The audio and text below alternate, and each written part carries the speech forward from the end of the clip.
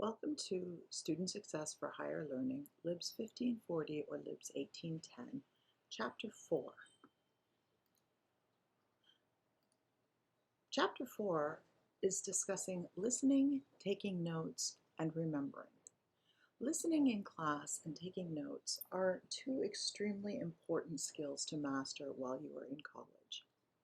Part of the problem with being in class is that often teachers talk much faster than we can take notes.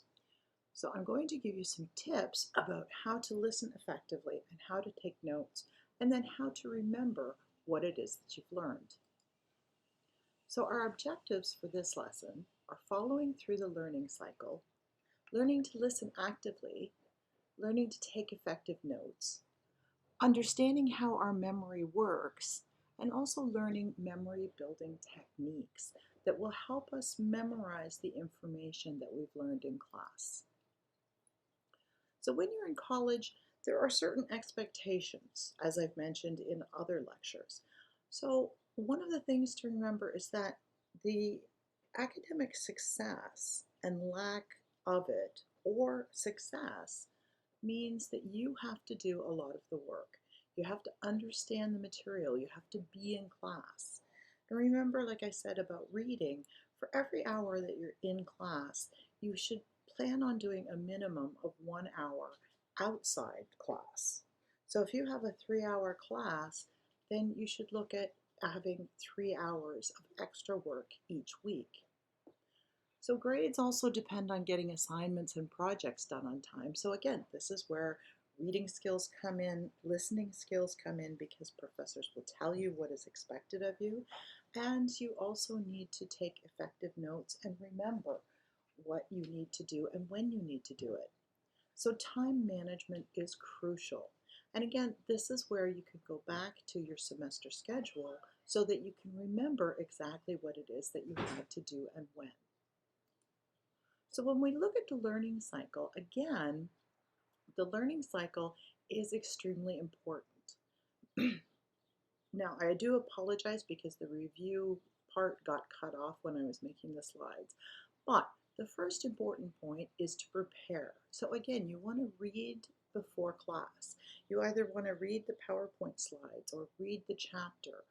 You want to make sure that you have a basic understanding of what is going to be discussed in class. Then when you're in class, you're going to be absorbing your new ideas by listening. And then you're going to record that information by taking notes.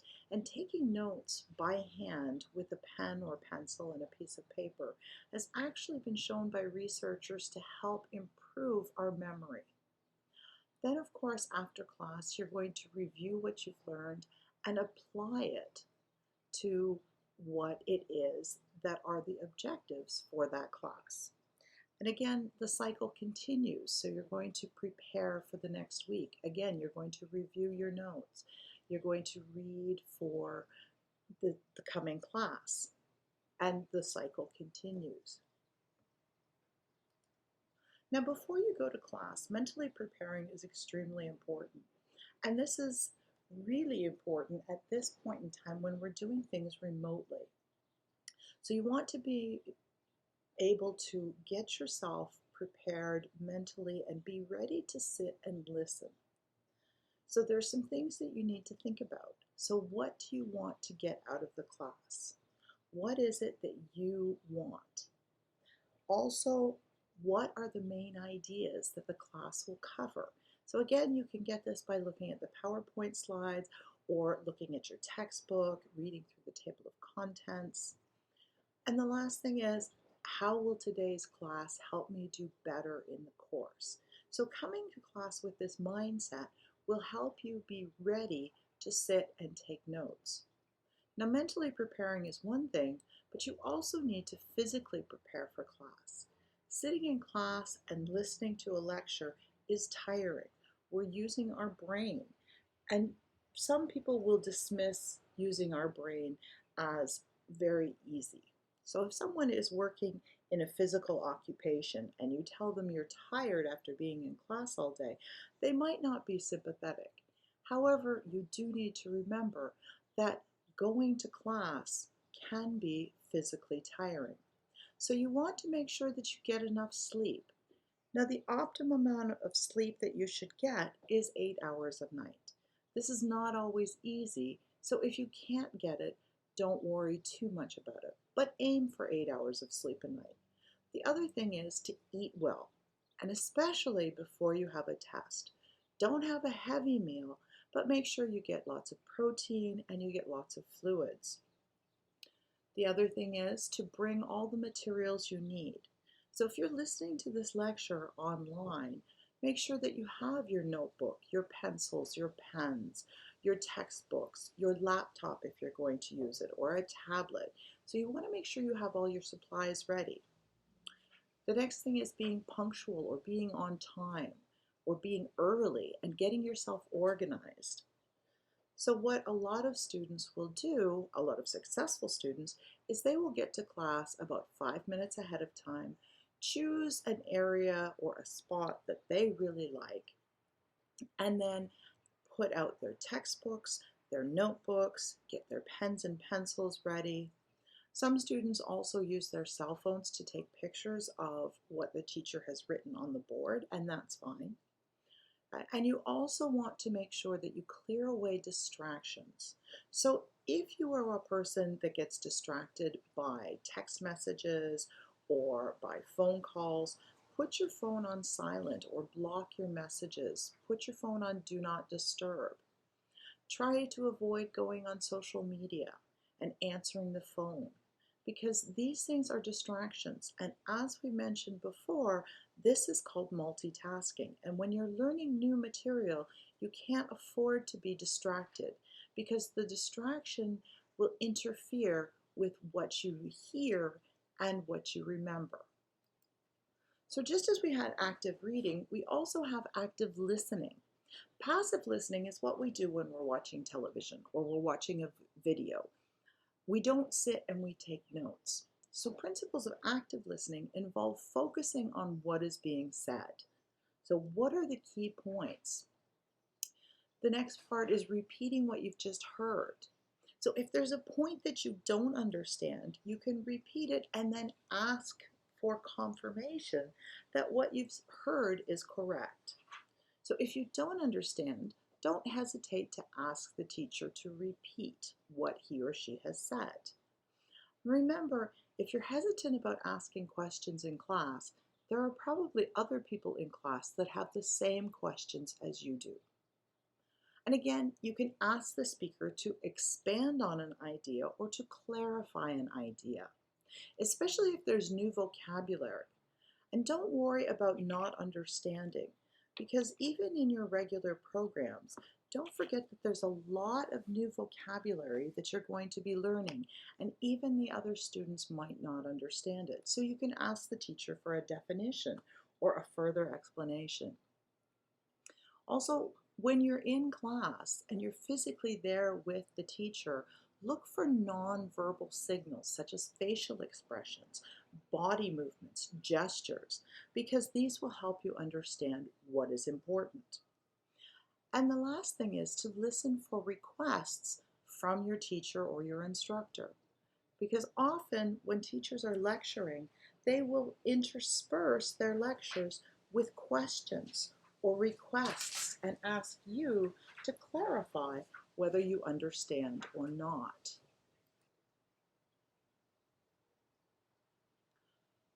When you're listening in the classroom as well, there are a few tips that I have.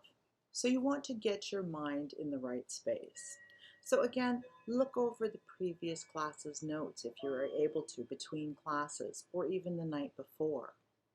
It's also a good idea to sit near the front of the class. You don't have to sit right at the front of the class. And I'll let you in on a secret. Lots of faculty tell students, sit at the front, sit at the front. But when we have faculty meetings, guess where most of the faculty sit? We all head to the back too. So don't worry if you're not comfortable sitting right at the front. But try to avoid the back rows because it's harder to see the board and it's often harder to read the PowerPoint slides. And again, focus on what's being said. Eliminate your distractions. If a student that you're sitting next to is very noisy, then next time try to sit with a different student or further away. And look for signals. If your teacher is using repetition, or words are being written on the board, or the teacher is raising their voice, this is often a signal that these ideas are important.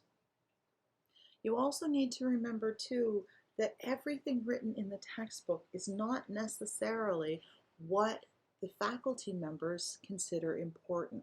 So if they're not covering it, it's not necessarily something that you need to remember. But be sure to ask your professor. When you're listening in the classroom as well, you want to make sure that you are paying attention to what's being said. So you want to sort the information. What's important? What's not? What's clear? What's confusing? What is new material and what is review material? So you can often set this up in your notebook. So if there's important new information that is unclear, you want to make sure as you're taking notes that you're indicating that this is something that you need to go back over or you need to talk to your professor about. You also want to make sure that you take notes. You'll notice that some Canadian students don't take notes. Don't follow their example. Taking notes is extremely important. And again, writing notes out by hand on a piece of paper helps our memory. And finally, ask questions to help you remember the information. When we ask questions or we repeat information out loud, this helps us remember what it is that we're studying. It is important to ask questions in class. When you are at the beginning of the class, this is often a good time to ask your professor if you have questions about the previous class. Many professors will review what was done the week before, but you want to make sure that if there's something you don't understand, that it is addressed and explained. And again, sit near the front of the class and the professor can see you easily as well, especially if you need to raise your hand. If there's something that you don't understand, the next tip is to not wait. Ask the question as soon as the professor has finished that thought. If it's not a convenient time to ask a question, write your questions down. Then you can ask your professor after class or during the break, or you can even email your professor. Make sure you ask specific questions. So for example, if there's something you don't understand about listening, you don't want to say, please explain the whole thing all over again. Ask a specific question. So you might want to ask, why is it important to sit near the front of the class? Rather than, why does it matter where I sit? And the final thing is, we all know students who ask questions just to get the teacher's attention. Please don't be one of these. If you have a question, make sure it's one that helps you understand the material, and maybe it'll help your classmates as well. So now we're going to move on to effective note-taking. And again, I can't stress enough how important it is to take notes in class. If you're more comfortable taking your notes on your laptop, that's fine. If you're comfortable taking notes on your tablet, if you have a pencil or a stylus, this will help as well. But the best way is taking notes on paper.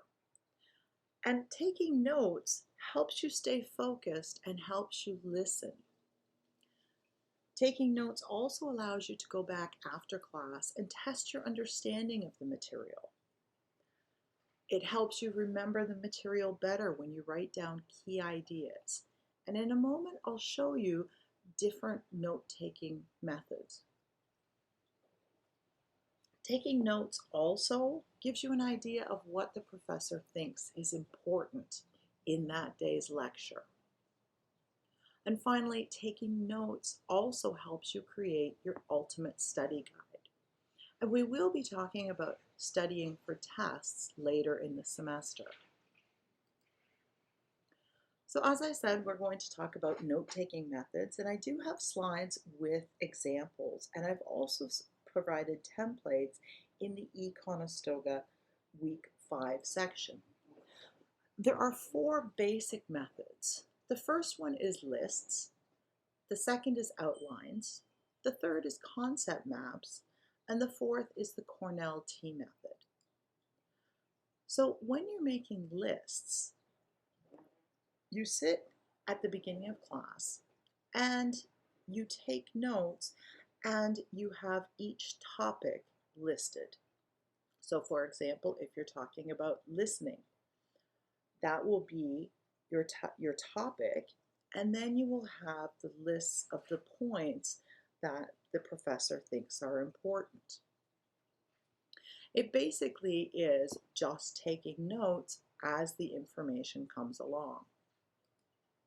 The outline method is one that is handy if a teacher provides an agenda. And then you can outline just like you would as you're creating an outline for an essay. So you can have at the top outline, and then you can have the topic of the class, and then you can have, the theme of the class, and then you can list each of the topics and take your notes underneath. The next one is for very visual spatial learners. This is a concept map or a mind map. So you have the main idea in the middle, and the others are branching out from that. So you can see that I have taken different aspects of today's lecture and I've mapped them out on the mind map. So we'll have one mind map for listening. We'll have another mind map for reading. We'll have another mind map for keys to success in college. So each lecture is basically a mind map. The last method is the Cornell T method. And I'll be honest with you, before I learned note-taking methods, my methods were more like a list, but they were very disorganized. Now I use the Cornell T method.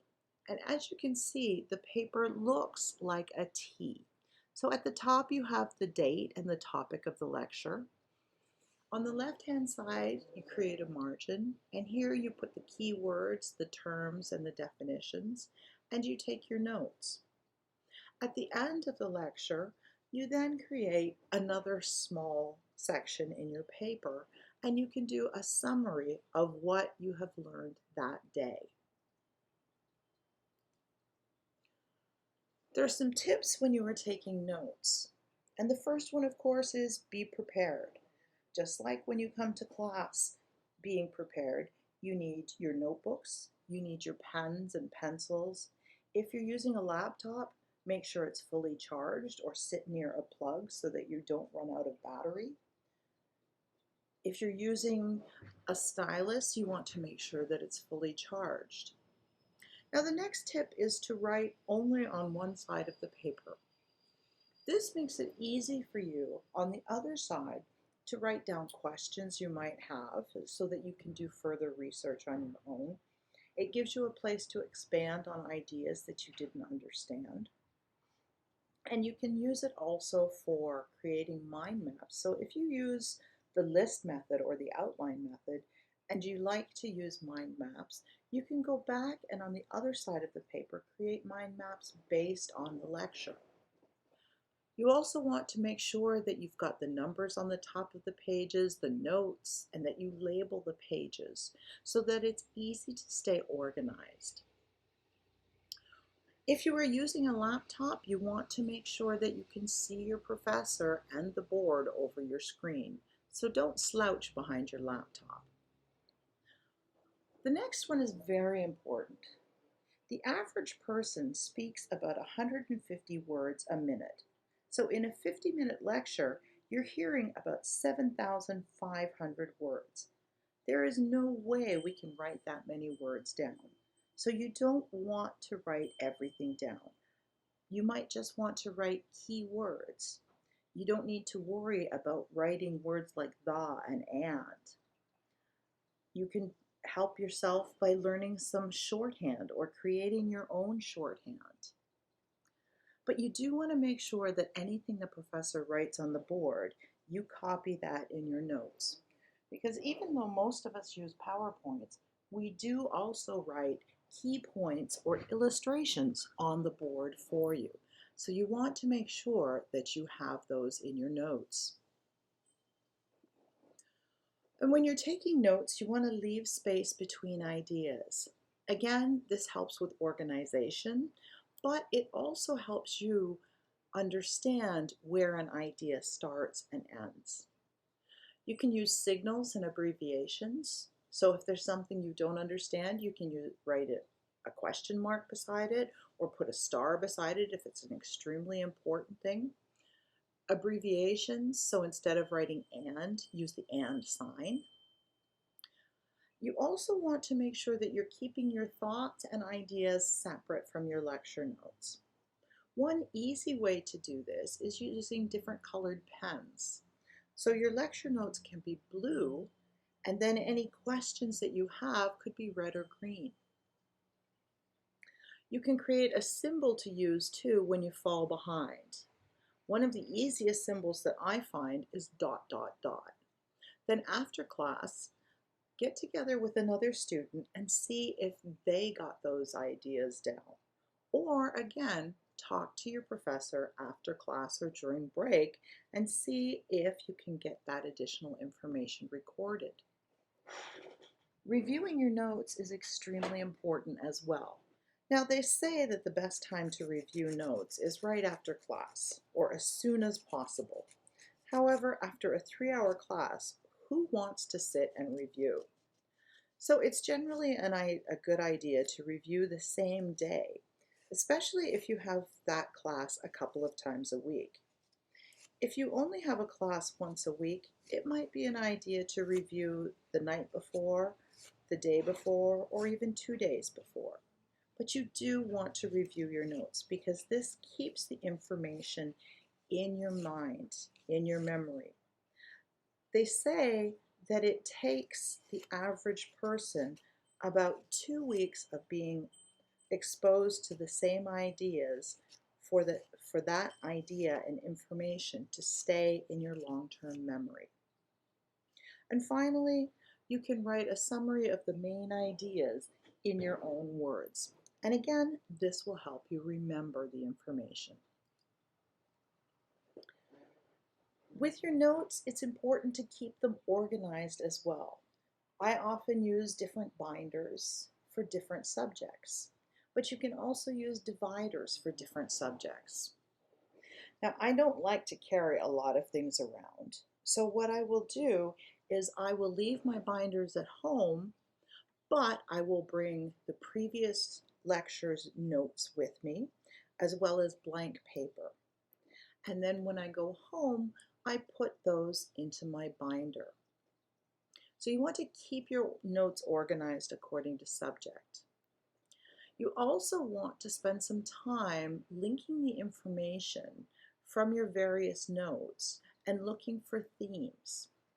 So one of the things that we talk about often is time management. So how is time management relevant with reading? How is time management relevant with getting to class and listening and taking notes? So you want to look for those themes throughout the semester notes. You also want to make sure that you add your quizzes or tests to your notebook with the corrected answers. Now, I don't know about you, but when I was in school and I got a bad test mark, I often did not want to look at that test again. I just wanted to put it into my binder. However, you can use these tests to help you study for exams. So you don't want to just throw them away. You want to put them in your binder and keep them with your notes, but make sure you have the correct answers.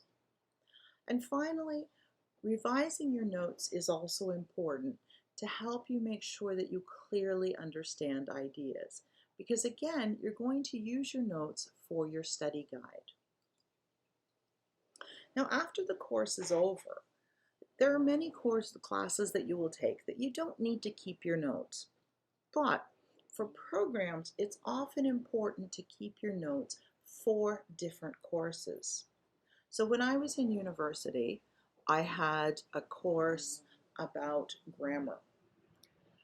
That was a full year course. Now, I didn't necessarily need to keep those notes. However, I knew that in my final year, the grammar notes would be extremely important, and they were also good for helping me write my essays. So I kept my grammar notes. I did take a course, though, on Russian literature. Now, those I didn't keep my notes for. Once I graduated, I recycled those notes. So if your course is a prerequisite or it's required in order to take the next level course, make sure you keep those notes. And the same goes for notes for courses that are part of your program core courses. The other thing is too, there might be something that once you're finished your program, you want to go back and study.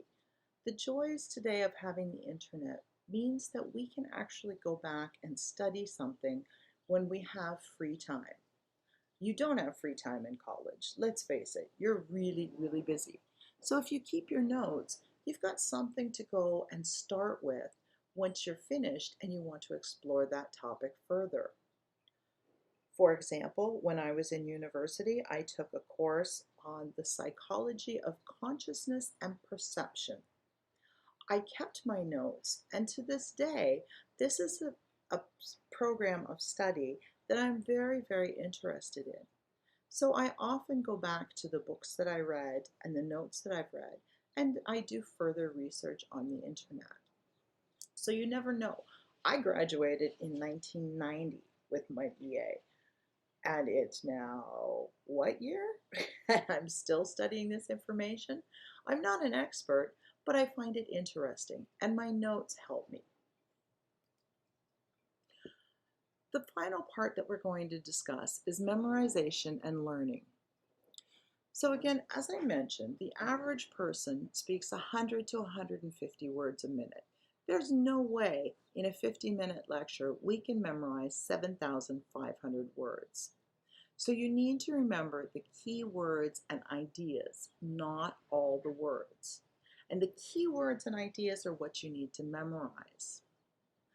And again, organizing your notes into themes and ideas will help you think critically about an idea, and it will help you remember the main ideas.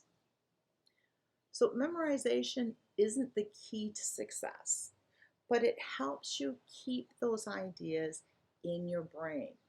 And if you memorize really well, then you're going to do a good job when it comes to using that information on tests and exams. Memorization is also very, very important for foreign languages and sciences. We have to sit down and memorize different things. But I have a few tips to help you use your memory effectively and how to improve your memory. So the first thing is you want to make a deliberate decision to remember specific data. So if you want to memorize vocabulary words, you need to set a SMART goal. It might be, I'm going to memorize 10 new vocabulary words per week. So it's specific because you're memorizing 10 words, and it's per week. It's measurable because you can actually say, yes, I memorized them or not. It's achievable because you're being surrounded by new vocabulary while you are at college. It is reasonable because it's something that you can do, but it's also related to what it is that you're studying at school, which is becoming fluent in English and becoming fluent in the language of your program. And it's timely because it's going to help you as you progress in your college career. You also want to link the information that you're learning to your everyday life. Find a way that it's relevant for you. As an example, when I was first learning Japanese, to me it was a very, very different language. I had studied French in school. My mother is Dutch, so I heard Dutch as I was growing up. I also heard other languages around me like Portuguese. But Japanese was something that was very, very strange. So when I learned new words that were difficult, I tried to link it to something that I already knew. So for example, in Japanese, your welcome is doitashimashite. That is a long word to learn when you basically only know konnichiwa for hello and arigato for thank you. So when I was first exposed to doitashimashite, I had to try and think of something that was familiar. So to me, it sounded very close to don't touch my mustache in English. So by linking it to something for my everyday life, I was able to remember doitashimashite very quickly. You also want to link the information to what you've already stored. So when we're talking about short-term memory and long-term memory, we link it to thinking about what we learned yesterday that can be hard to remember. For example, 2 weeks ago, what did you have for dinner? This is very difficult to remember unless it was a very memorable occasion. And that memorable occasion is linked to something else familiar. So you might have been with your family. It might have been a birthday. However, for information stored in our long-term memory, it's often very easy to remember that information because we've used it so often. We've stored it. You might also want to mentally group similar individual items into buckets. So when we talk about the learning cycle, we've talked about the learning cycle in general, but we've also talked about the learning cycle for reading and for listening. So you can put those into a bucket to help you remember. Using visual imagery can also help. So when I am thinking of a SMART goal, I think of the word SMART, and I see the word SMART in my head. If you're learning about biology, link the biological terms to something you already know. You also want to use the information. Teaching someone else is the best way to actually memorize information. Another good way is to say things out loud. Now, I wouldn't suggest you do that on the bus because people will look at you very strangely. However, teaching somebody else, even your pet goldfish, will help you remember that information. Using your memory effectively means breaking the information into small chunks. So again, just like everything else, if we break something into small bits, it's easier to do. So if you're writing an essay, breaking your essay into small chunks makes it easier to do. If you have a long-term goal, breaking it into small chunks makes it easier to do. It's the same thing with memory.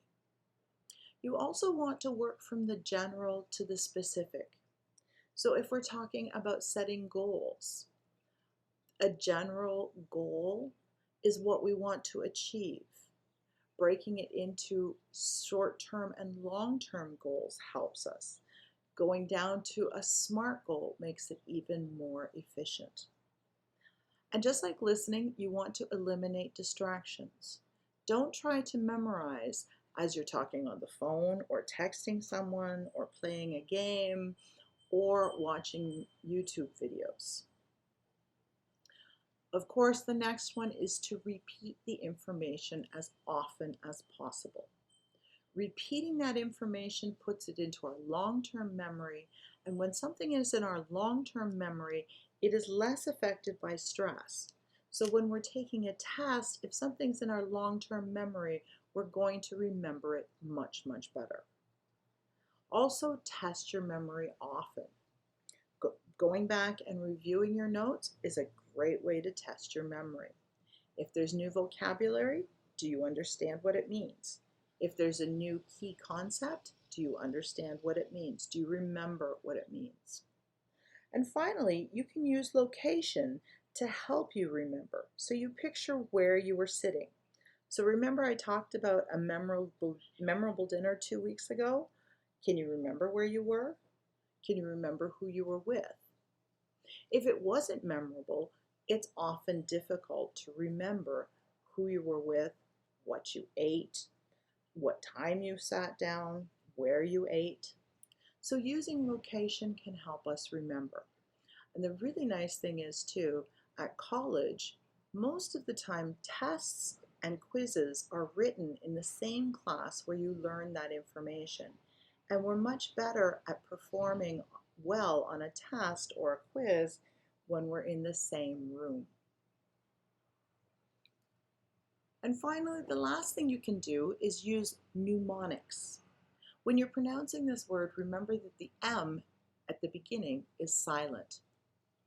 Now we can use things like acronyms.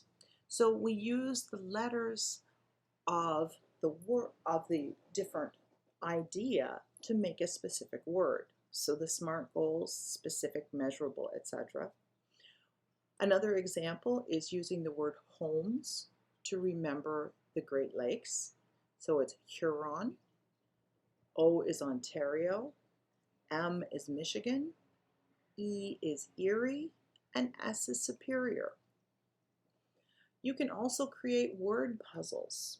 You can create crosswords out of the new material that you've learned. You can create rhymes. I've written a pretty weak one here, but it gives you the idea.